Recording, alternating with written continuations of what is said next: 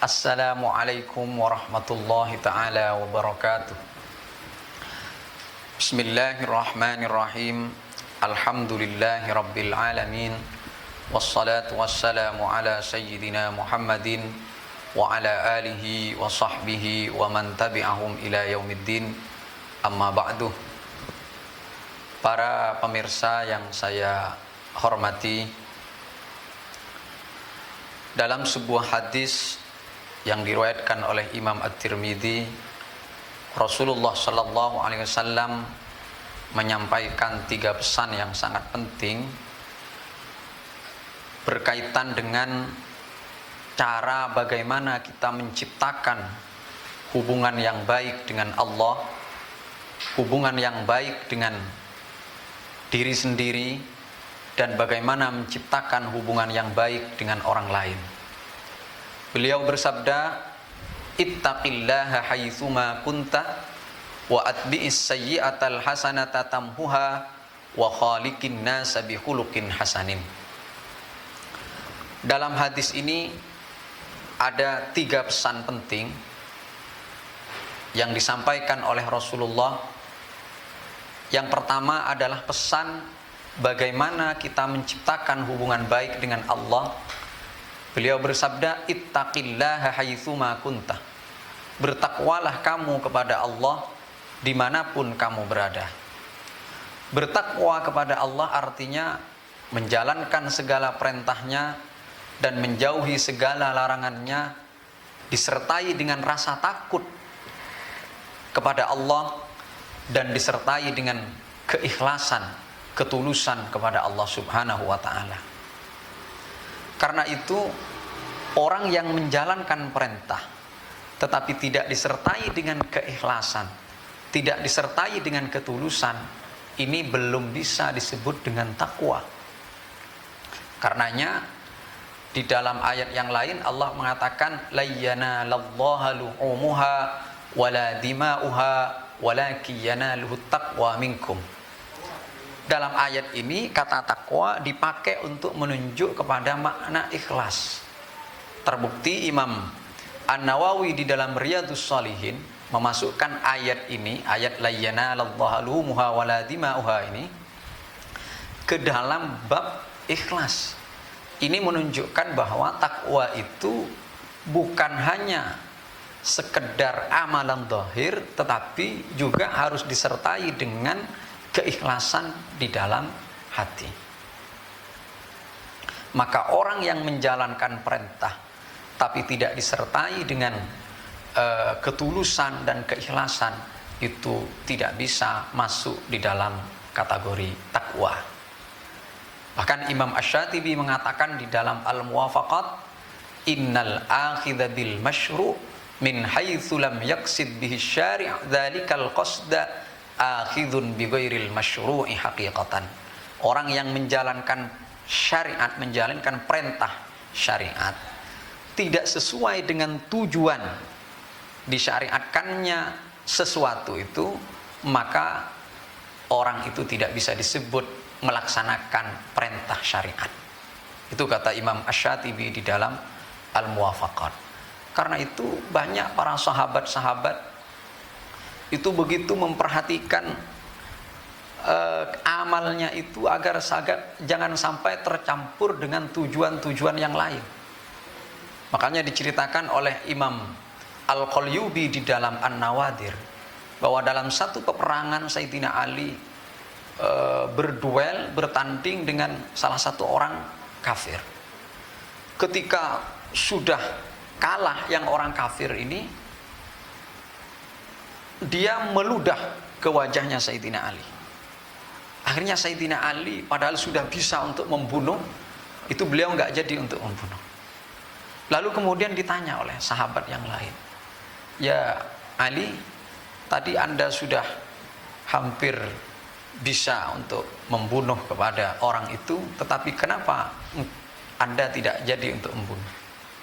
Maka Sayyidina Ali mengatakan, saya berperang ini murni li'ila'i kalimatillah.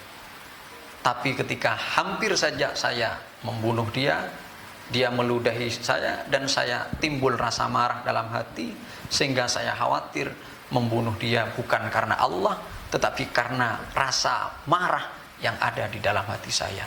Nah, ini begitu sahabat itu memperhatikan amal itu agar ikhlas murni karena Allah Subhanahu wa taala. Kemudian di dalam hadis ini Rasulullah mengatakan bertakwa itu haitsuma kuntah, dimanapun kamu berada. Jadi tidak hanya ketika di masjid, jangan sampai ketika di masjid nangis-nangis kepada Allah.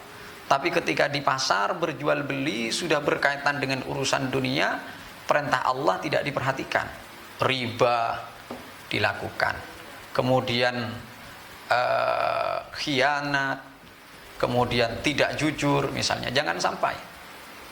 Ketakwaan kepada Allah itu kata Nabi dimanapun kita berada. Dan dengan bertakwa ini banyak sekali keutamaan-keutamaan yang bisa kita dapatkan. Misalnya sebagaimana disebutkan oleh Al-Imam Abdullah Al-Haddad di dalam Nasaihud Diniyah, itu banyak sekali keutamaan-keutamaan takwa. Di antaranya akan dapat ilmu laduni, wattaqullah wa yu'allimukumullah, man amila bima alima warathahullahu ilma ma lam ya'lam. Itu di antaranya keutamaan yang akan diperoleh oleh seseorang ketika bertakwa, yaitu salah satunya ilmu laduni. Kemudian ada lagi di dalam satu ayat, wa may yattaqillaha yaj'al lahu makhraja wa yarzuqhu min haitsu la yahtasib. Siapa orang yang bertakwa kepada Allah, maka Allah akan memberikan jalan keluar dari segala persoalan yang dia hadapi. Dan Allah juga akan memberikan rizki kepadanya dari tempat yang tidak disangka-sangka. Ini keutamaan dari kita bertakwa kepada Allah Subhanahu wa taala. Sebab rizki itu kata ulama ada 3. Ada rizkun maksum, ada rizkun matmun, ada rizkun mu'allakun bittaqwa.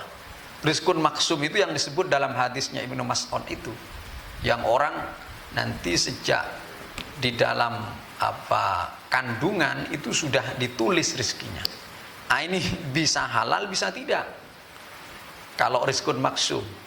Kemudian ada rizkun matmun, ini halal. Kemudian ada rizki yang paling baik, itu adalah rizki yang digantungkan kepada ketakwaan kepada Allah Subhanahu wa ta'ala. Maka ini kita berharap bahwa rizki yang diberikan oleh Allah kepada kita itu adalah rizki yang bersifat mu'allaqun bittaqwa, sehingga kita masuk dalam ayat wa may yattaqillah yaj'al lahu makhraja wa yarzuqhu min haitsu la yahtasib. Nah, ini pesan Rasulullah yang pertama, bagaimana kita menciptakan hubungan baik dengan Allah adalah dengan selalu bertakwa dimanapun kita berada. Kemudian yang kedua, di dalam kaitannya dengan cara kita membangun hubungan baik dengan diri kita sendiri, beliau bersabda, wa atbi'is sayyi'atal hasanata tamhuha, dan ikutilah keburukan yang kamu kerjakan dengan kebaikan, maka kebaikan itu akan menghapus pengaruh serta efek dari kejelekan yang kita kerjakan. Sebab manusia itu kata Nabi pasti akan melakukan kesalahan. Manusia itu tidak maksum, tidak terjaga dari dosa dengan ismat wajibin selain Rasulullah. Kalau Rasulullah itu maksum, ismat wajibin. Kalau selain Rasulullah itu tidak maksum, pasti akan melakukan kesalahan, pasti akan melakukan dosa. Karena itu maka Nabi berpesan-pesan, kalau kamu melakukan kesalahan, hendaknya segera diikuti dengan kebaikan. Kalau kamu melihat tontonan-tontonan yang tidak baik, segera kamu pakai segera kamu membaca Al-Quran misalnya. Kalau kamu melakukan kejelekan-kejelekan, segera kamu bertaubat. Agar supaya apa? Agar supaya pengaruh daripada kejelekan itu bisa terhapus dengan kebaikan tersebut. Sebab dalam satu hadis Nabi mengatakan bahwa ketika orang melakukan kemaksiatan, maka akan muncul dalam hatinya ini titik hitam. Kalau melakukan kemaksiatan lagi, akan muncul titik hitam yang baru lagi. Kalau tidak ditaubati, kalau ditaubati, maka itu akan terhapus. Kalau diikuti dengan kebaikan, maka itu akan terhapus. Tapi kalau enggak, melakukan kemaksiatan, lalu melakukan kemaksiatan lagi, maka akan muncul titik hitam yang semakin banyak, sehingga bisa jadi hati kita ini dipenuhi dengan titik hitam, sehingga hati menjadi gelap dan hati menjadi keras. Tatkala hati menjadi keras, maka di dalam satu hadis Nabi mengatakan, ala inna fil jasadi mudghah idza saluhat saluhal jasadu kullu wa idza fasadal jasadu kullu ala wahyal qalb. Kalau sudah hati rusak, sudah hati kotor, hati sudah keras, hati sudah gelap, hati sudah mati, maka semua jasad kita ini akan juga menjadi rusak, sehingga kaki kita itu akan sulit untuk dibawa kepada tempat-tempat yang baik. Mata kita diajak untuk melihat kepada kebaikan, itu juga akan terasa berat. Dan semua organ kita, kalau hati sudah buruk, karena hati ini menjadi pusat jasad kita. Kalau ini baik semua. Kalau hati ini jelek, maka akan jelek semua. Maka kalau hati sudah jelek, semua dari jasad kita ini akan sulit untuk diajak kebaikan-kebaikan, dan akan gampang untuk diajak kepada kejelekan-kejelekan. Karena itu dalam hadis ini Nabi pesan-pesan, kamu ini sebagai manusia adalah pasti pernah mengalami kesalahan, pasti pernah terjatuh dalam kemaksiatan. Karena itu kalau terlanjur melakukan kemaksiatan, hendaknya diikuti dengan kebaikan, sehingga kebaikan itu akan menghapus pengaruh dan efek daripada kejelekan dan keburukan tersebut.